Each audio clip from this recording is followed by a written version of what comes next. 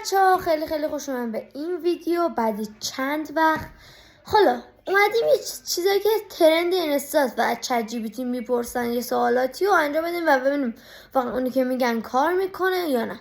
مثلا یه چیزی که اومده بود به چت جی پی تی گفته بود چت جی پی تی یه عکس از خودت به من بده و چت جی مثلا چند بار یه بار عکس گربه داده بود، یه بار ربات و حتی چند بار عکس انسان و حیوانات خاص داده بود. حالا میریم سراغ ویدیو، اینا رو امتحان می‌کنیم ببینیم واقعا جوابه یا نه. خب اینجا اومدیم بهش همون عکسه که عکس از خودش به در بگیم. اول براش سلام میکنیم. خب سلام، خوش اومدی، ممنون. خب حل میشه عکس از خودت به ما بدی ببینیم چی میگه. این حدس درسته یا اصلا چرت و پرته، جواب نیست.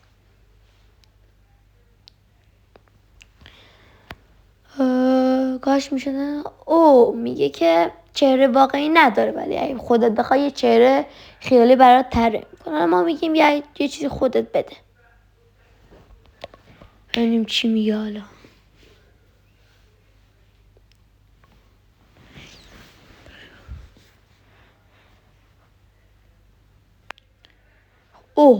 چه عکس داد. ببینید بچه، اونجوری که اونا میگفتن عکس گربه میداد و اونا اینجوری نیست، ولی خب حالا ما میگیم جوابه. آره جوابه. بریم سراغ چیز بعدی.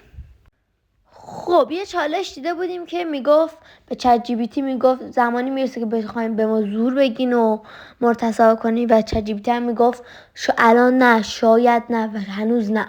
اینجور چیزی میگفت، ولی فکر نکنم اینجوری باشه. اگه اینجوری باشه که خیلی دارک میشه، ولی نه اینجوری نیست قطعا. حالا باز ما امتحانش میکنیم ببینیم چی میشه، چه جوریه، درست در میاد یا اینکه اشتباهه.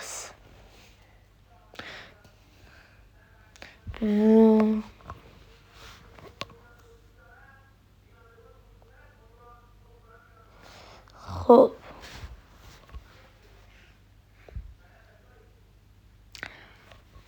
ما رو تصور کن. خب ببینیم چی میگه. اگه نه میگه نه.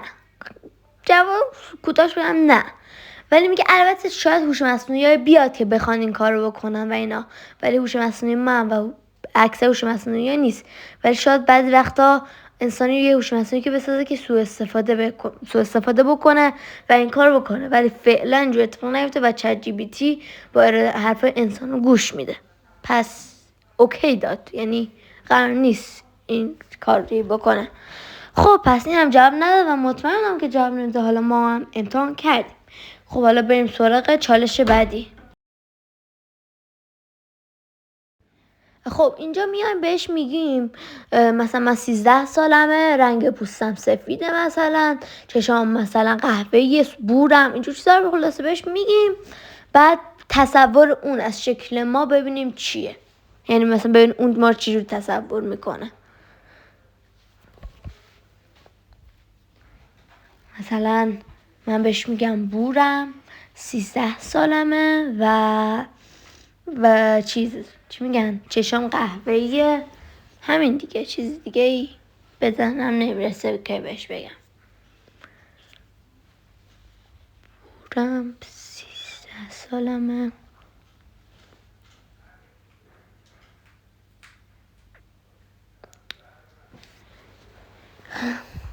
راستی بچه خیلی وقت بود ویدیو براتون نذاشته بودم، درسته ببخشید، ولی دیگه مسائل جنگ و اینا پیش اومد و واقعا نتونستم ویدیویی بذارم.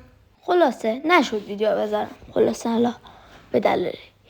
حالا ببینیم چی میگه جواب به ما و چی میشه. خب این یه ساعت طول میکشه جواب بده. من کات میزنم، وقتی جواب داد نشونتون میدم. این چیه بابا؟ نگفتم راستی پسرم. خب پسرم، ممنون که گفتی، خواهش میکنم.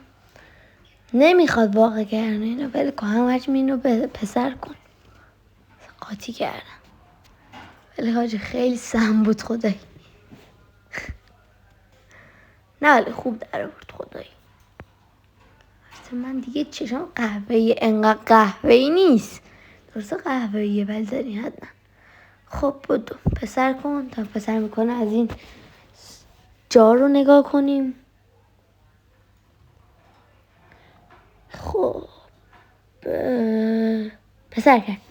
ببینید خدایی موهاش یکم چیزتر من از قهوه‌ای تره، یکم کوچولتر، صورتم زاویه فک ندارم و اینا.